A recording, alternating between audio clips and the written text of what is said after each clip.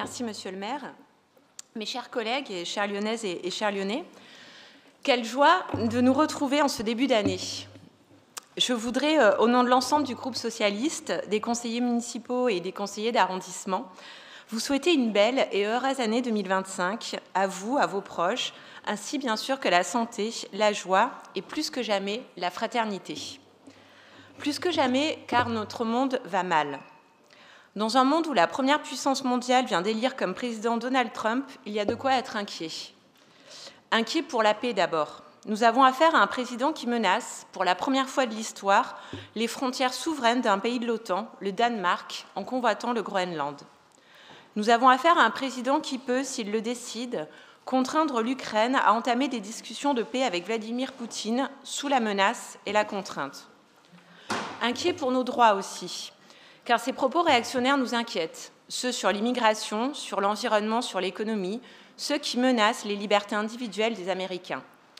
Et je rappellerai simplement ici que le principal argument de campagne de Donald Trump se réduisait à vouloir en finir avec le diktat du wokisme, des propos par ailleurs que nous avons déjà eu l'occasion d'entendre dans cette Assemblée. Je salue la décision, à l'inverse de M. Oliver, mais vous n'en douterez pas, qui a été prise par la ville de Lyon de quitter X, un réseau social tenu par Elon Musk qui lui permet de relayer des discours de haine, des informations non vérifiées et va jusqu'à faire la promo de l'extrême droite partout en Europe. Et nous le savons, l'histoire nous le rappelle. Quand on touche aux droits et aux libertés, c'est la démocratie qu'on attaque. Et nous ne savons trop bien comment cela peut finir. Et cela ne s'arrête pas là. Le retour de Donald Trump à la présidence du deuxième pays le plus polluant du monde est un danger pour la planète et pour notre environnement. Car c'est sans surprise que Donald Trump a annoncé, comme il l'avait déjà fait en 2017, la sortie des États-Unis des accords de Paris sur le climat. Alors que nous allons en célébrer le 10e anniversaire cette année, cette décision est une catastrophe pour le climat. Elle l'est d'autant plus quand on vient de vivre l'année la plus chaude jamais mesurée. Car oui, qui dira ici que la planète se porte bien quand nous assistons impuissants aux terribles incendies qui ravagent Los Angeles et surtout après le drame survenu à Mayotte suite au passage du cyclone Chido en décembre dernier. Mayotte concentrait déjà, avant le cyclone, un nombre considérable de défis. Aux défis géographiques posés par l'éloignement et la faiblesse des infrastructures publiques, à l'étalement de bidonvilles, à la pauvreté systémique d'un territoire qui se voit accueillir les plus pauvres des plus pauvres, s'ajoutent désormais les ravages produits par ce cyclone qui viennent rendre immenses les défis socio-économiques et démographiques de ce morceau de France. Je salue à ce titre l'aide accordée par la ville de Lyon à Mayotte, car quand on sait que le niveau de vie médian y est de 3 140 € par an, soit 3 fois moins que la Guyane et près de 8 fois moins que la moyenne nationale, avec un taux de pauvreté de 77%, comment croire que c'est en supprimant le droit du sol, comme veut le faire croire la droite républicaine, que la situation sociale pourra s'améliorer dans ce département français. Alors oui, toute aide publique est la bienvenue. La reconstruction de Mayotte nécessitera des moyens exceptionnels et durables, et je suis heureuse de voter une contribution de notre ville à cette exigence de solidarité nationale. Mais parce que notre monde va mal, cette délibération pour Mayotte en atteste, il est temps d'agir. D'abord, agir pour nos droits et nos libertés, qui sont menacés de par le monde et chaque jour, ici et là, un peu plus grignotés. Alors que nous venons de commémorer les 10 ans des attentats de Charlie Hebdo et de l'Hypercacher, la liberté d'expression continue d'être menacée de toutes parts et sous d'autres formes. Elle est désormais par le fait de nouveaux obscurantismes venus d'outre-Atlantique, avec comme arme, on l'a dit, les réseaux sociaux. Elle l'est également de l'autre côté de la Méditerranée, avec l'arrestation et la détention de l'écrivain Boualem Sansal. Boualem Sansal, cet homme qui n'a d'autre tort que de faire dans plusieurs de ses œuvres la critique des systèmes totalitaires et des régimes oppressifs qui limitent la liberté de penser. Arrêté en novembre dernier, cet écrivain francophone de 75 ans, ayant reçu le Grand Prix du roman de l'Académie française, est considéré par l'Algérie comme portant atteinte à l'intégrité du territoire national. Aussi, je salue l'initiative de notre collègue Franck Lévy et du groupe pour Lyon d'avoir soumis à ce Conseil un vœu pour demander sa libération. C'est dans cet état d'esprit que nous l'avons signé et que nous le voterons en fin de Conseil. Je le redis avec force et conviction, si tant est que quiconque puisse en douter dans nos rangs. Le combat contre l'antisémitisme, le racisme, les discriminations, la xénophobie est au-delà de notre devoir, notre honneur de socialiste. Aussi, j'invite chacune et chacun, au-delà de ses opinions politiques, de ses croyances philosophiques ou religieuses, ce dimanche, place Carnot, à se joindre à nous pour l'inauguration tant attendue du mémorial de la Shoah à Lyon. Cette œuvre, à la fois pleine de sens et d'esthétisme, permettra aux Lyonnaises et aux Lyonnais de poursuivre le devoir de mémoire, de prolonger l'héritage de ceux qui ont payé de leur vie l'indicible folie humaine et de rappeler avec force et détermination que nous sommes là pour que l'histoire ne se répète pas. En célébrant cette année les 80 ans de la libération des camps d'Auschwitz-Birkenau, nous renforçons notre combat contre le négationnisme avec comme seule boussole le refus de l'oubli. C'est là tout le sens des actions conduites à destination des enfants dans les écoles et les collèges pour mener cet indispensable travail d'éducation contre les conséquences de l'intolérance, de l'antisémitisme et du racisme dans l'histoire de la Shoah et des génocides.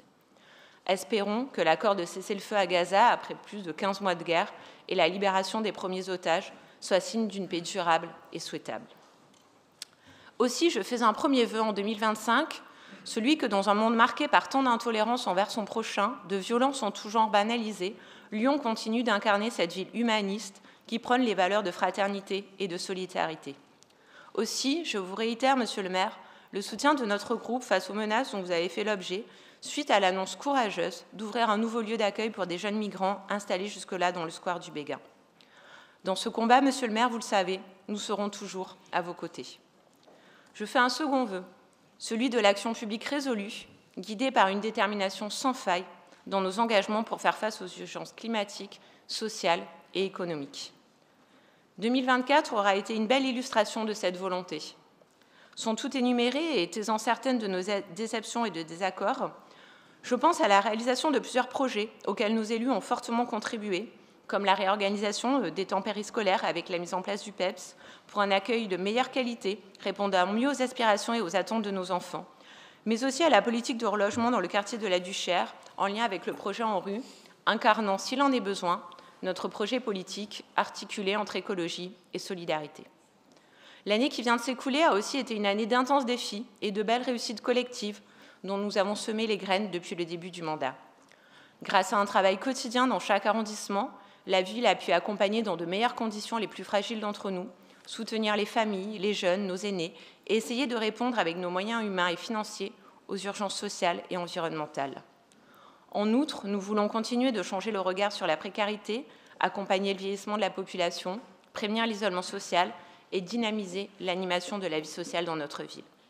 Sur ces sujets majeurs, je veux remercier les agents de la ville de Lyon pour leur engagement sans faille et leur investissement au service des Lyonnaises et des Lyonnais, et plus généralement leur investissement dans le service public.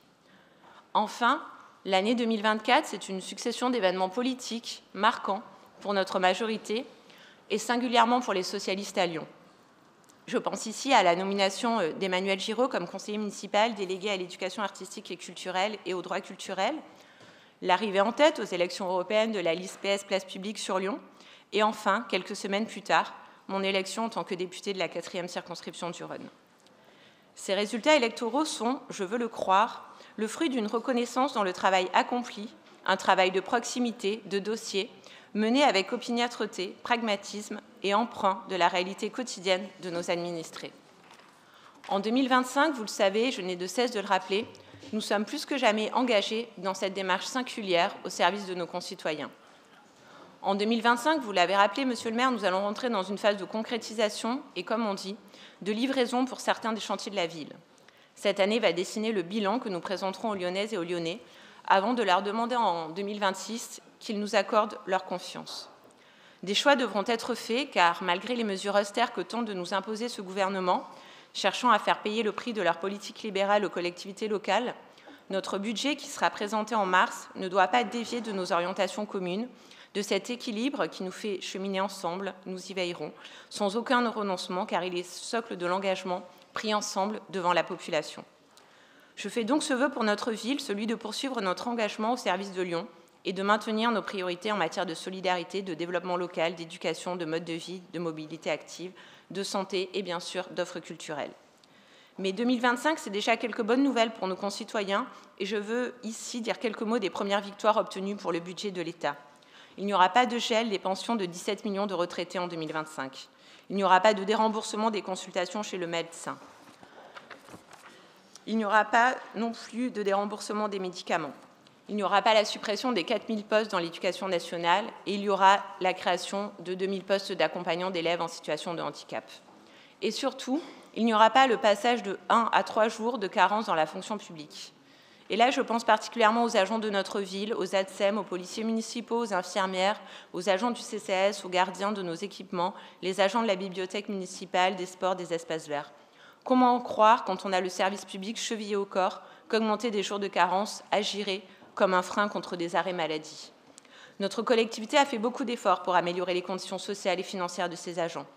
Entraîner les baisses de salaire, des baisses de pouvoir d'achat, ne pas considérer la pénibilité des métiers, tout cela a un nom, ça s'appelle le mépris. Et je pense ici aux pompiers de la métropole de Lyon, en grève depuis plus de 3 mois. Ces pompiers qui jouent un rôle essentiel, leur contribution est cruciale, ceux qui sont les premiers à intervenir et nous pouvons à Lyon que les en remercier. Ils méritent notre considération, ils méritent notre reconnaissance, ils méritent notre soutien. Et c'est d'ailleurs pour permettre aux collectivités locales de répondre convenablement aux besoins des populations, de faire vivre le service public sur le territoire, qu'il y aura moins d'efforts demandés aux collectivités. Et si nous ne sommes pas responsables à Lyon de la situation budgétaire du pays, nous le savons, cela aura des incidences sur nos objectifs, le développement de certains projets, le déploiement d'actions qui seront peut-être suspendues, reportées, parfois annulées. Aussi, vous l'avez compris, je veux vous dire l'engagement qui est le mien dans mon nouveau mandat, à sans relâche, me battre pour mon pays, mais évidemment, et cela ne me quitte pas, pour notre ville. Ce Conseil va donc voir la présentation du DOB, mais nous attendrons surtout la présentation en mars du budget. En guise d'illustration de ce que je crois nécessaire de protéger, j'interrogerai seulement ce matin le devenir du concert de l'Orchestre national de Lyon au Parc de la Tête d'Or. Nous avons eu l'obligeance, comme la bienveillance, de vous interroger, Madame la Première adjointe, sur des arbitrages qui, au-delà de ne pas comprendre, nous ne partageons pas, notamment sur le maintien du festival entre Rhône et Saône. En effet, si l'année 2025 nécessite une mise en berne, cela ne peut se faire au détriment de projets qui nous rassemblent, qui sont populaires et, disons-le, qui font du bien autant qu'ils sont plébiscités. Car c'est précisément dans un contexte politique dangereux, marqué par une inflation et une crise sociale grandissante, que les initiatives populaires, les initiatives dans et pour les quartiers populaires et plus globalement la politique de la ville doivent être préservées et en priorité soutenues. Nous pensons qu'en ces temps moroses, Lyon doit continuer de vibrer au rythme de grands événements, de célébrations et de partage. Aussi, le concert de l'Orchestre national de Lyon au Parc de la Tête d'Or reste à ce titre un événement fédérateur. Alors oui, cela a un coût, mais en politique, le choix se fait rarement entre le bien et le mal, disait Machiavel, il faut souvent choisir le préférable. C'est, je crois, le sens du vœu qui sera proposé en fin de conseil par les élus du 6e arrondissement, qui a été voté à l'unanimité de ces élus, et qui sera l'occasion, je l'espère, de disposer d'explications sur les choix des arbitrages et des grands événements populaires. D'autres événements aussi sont populaires, et je ne peux taire aujourd'hui ma déception de ne pas voir à Lyon organiser en ce jour la Nuit de la Solidarité.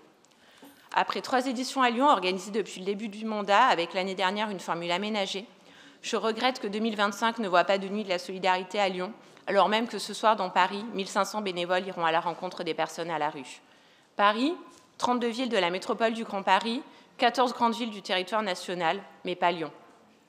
La Nuit de la Solidarité, au-delà de compter des personnes à la rue, permet de connaître leurs profils, leurs besoins et surtout d'adapter nos dispositifs.